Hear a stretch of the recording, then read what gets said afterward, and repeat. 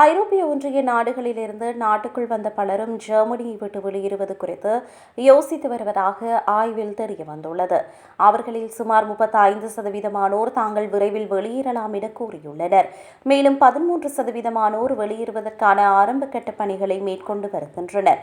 வாழ்க்கை செலவு அதிகரிப்பு மற்றும் தங்களை விரும்பத்தகாதவர்களாக உணர்தல் ஆகிய காரணிகளினாலேயே அவர்கள் இந்த முடிவை எடுப்பதாக கூறப்படுகிறது.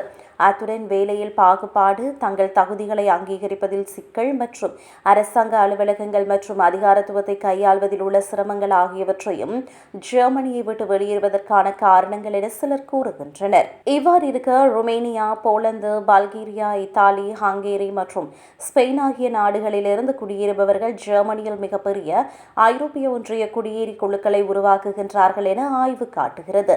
இருப்பினும் முன்னைய ஆண்டுகளுடன் ஒப்பிடும்போது 2024ஆம் ஆண்டில் குறித்த நாடுகளிலிருந்து மிகவும் குறைவான மக்களே ஜெர்மனிக்கு குடியேறினர்.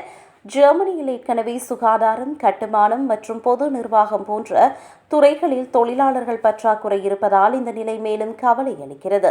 இந்நிலையில் பொருளாதாரத்தை தொடர்ந்து வளர வைக்க நாட்டிற்கு அதிக வெளிநாட்டு தொழிலாளர்கள் தேவை என ஜெர்மன் பொருளாதார ஆராய்ச்சி நிறுவனம் கூறுகிறது.